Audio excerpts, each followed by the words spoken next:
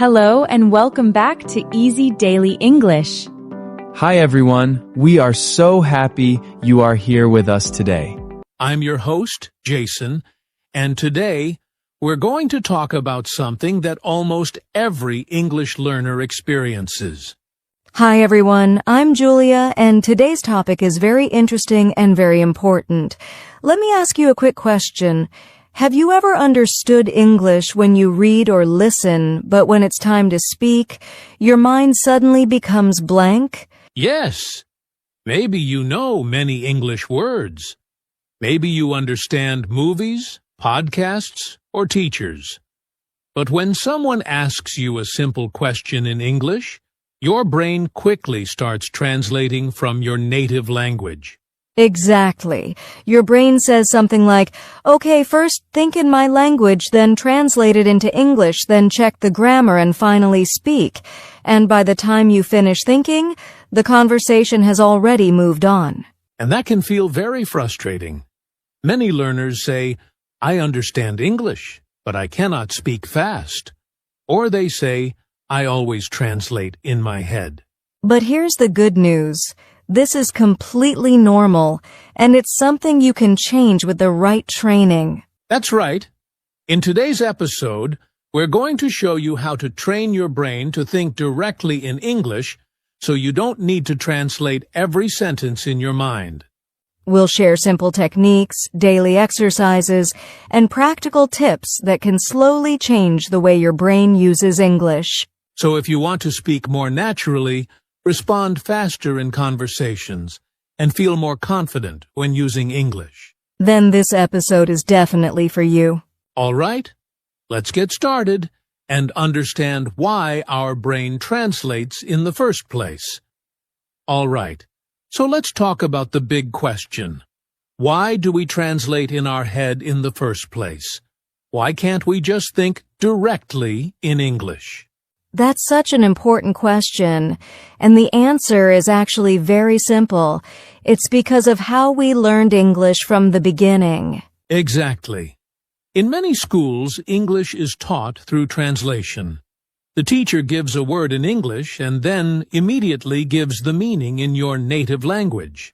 For example, the teacher says apple and then says the meaning in your language. So your brain creates a connection like this. English word to native language to meaning. Right. But native speakers don't think like that. When they hear apple, they don't translate it. They see the image of an apple in their mind immediately. So the real problem is not your intelligence. It's not your memory. It's just a habit.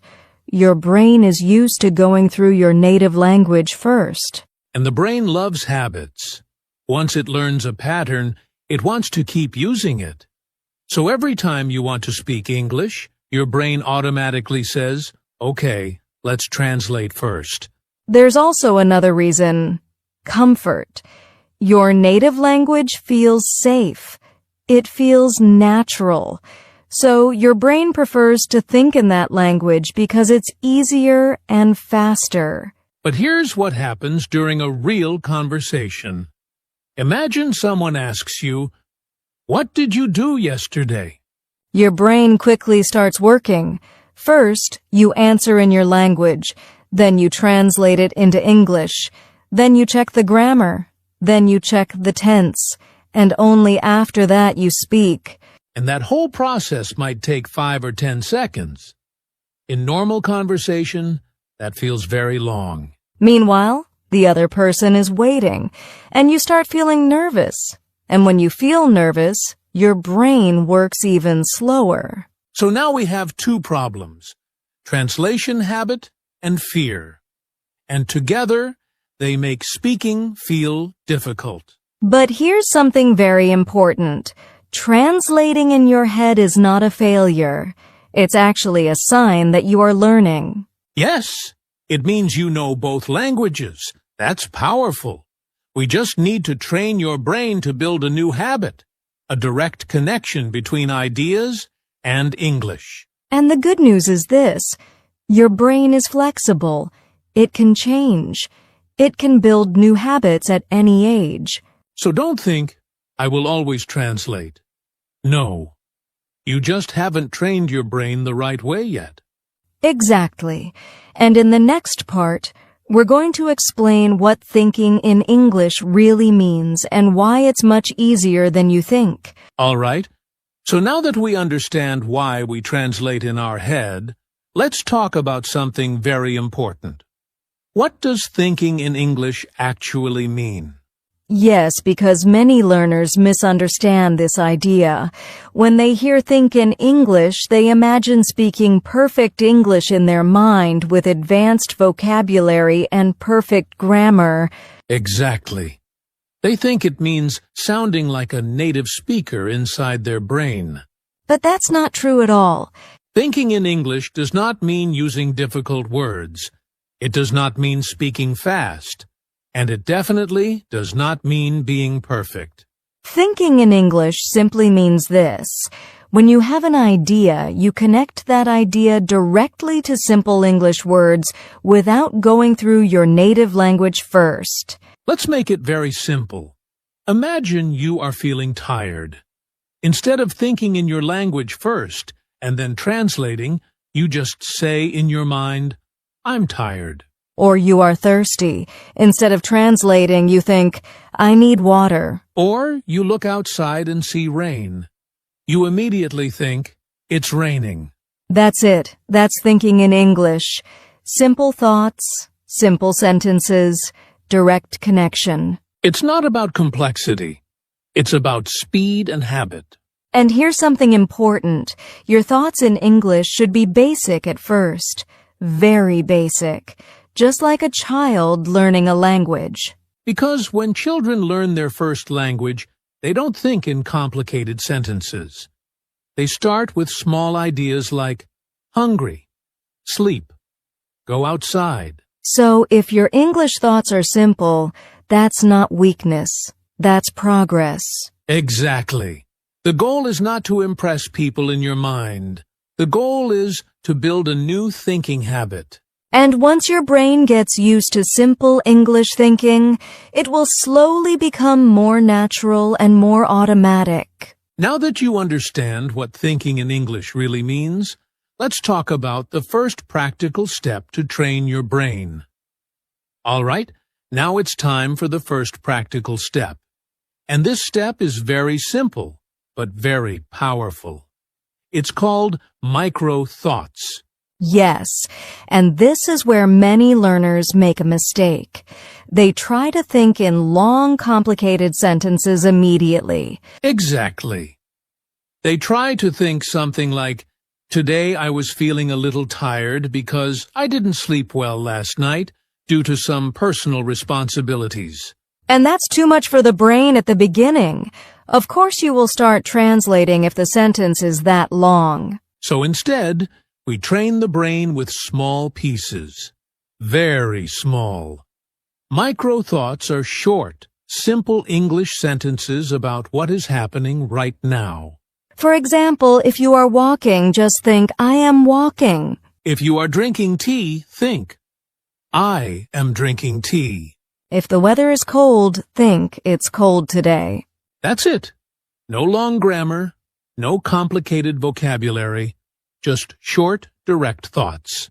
You can also name objects around you. Look at your room and think, chair, table, door, window. And then slowly make them into small sentences. This is a chair. The door is open. My phone is on the table. When you do this every day, your brain starts building a new habit. Instead of going to your native language first, it starts connecting real life directly to English. And here's the secret. Do this when you are alone. No pressure, no fear. Just quiet practice inside your mind. Even 5 minutes a day of micro-thinking can slowly change how your brain works. Remember, big fluency starts with small thoughts. And now that you understand micro-thoughts, let's move to the next step. How to stop translating word by word. All right. Now that we're practicing micro-thoughts, the next big step is to stop translating word by word. This is a huge trap for many learners. Yes, and honestly, it's very natural to do at first. When you see a new English word, your brain automatically thinks, what does this mean in my language? Exactly. And that's fine at the beginning. But if you keep doing it, it slows everything down. Your conversations become slow and unnatural. Think about this. If you translate every single word, your brain gets stuck, and even small sentences take forever to form. So the key is to start learning phrases and chunks, not just individual words. For example, instead of learning take as just a word, learn take a shower or take a break. Instead of learning make alone, learn make a decision or make a plan. Yes, by thinking in phrases, your brain learns English patterns naturally. You don't need to translate each word anymore. You just recall the whole phrase. Another example, instead of translating, I am going to the store word by word, your brain remembers it as one complete idea. And here's a tip. When reading or listening, try to notice common phrases, then repeat them in your mind in English without translating. It feels strange at first, but the more you do it, the faster your brain creates direct connections between ideas and English. Exactly. Stop thinking, what is this word in my language, and start thinking, what is this phrase in English? Once you stop translating word by word, your English thinking speed will improve a lot. And in the next step, we'll make it even more powerful by using your imagination and visualization to train your brain. All right, now we're moving to a really powerful technique, visualization. This is where your imagination becomes your English teacher. Yes, and this is something that native speakers do naturally. When they learn a new word, they connect it to an image, a feeling, or a real-life situation. Exactly. For example, when you hear the word apple, you don't translate it to your language. You immediately imagine a red apple in your hand. Or when you hear running, you can picture yourself running in a park. Your brain links the idea directly to English. This is very effective because your brain loves pictures and experiences. When you combine English words with images in your mind, the connection becomes automatic. You can practice this anywhere. Look around your room and imagine everything in English. This is a chair. The window is open. My phone is on the table. Or create small scenarios in your imagination.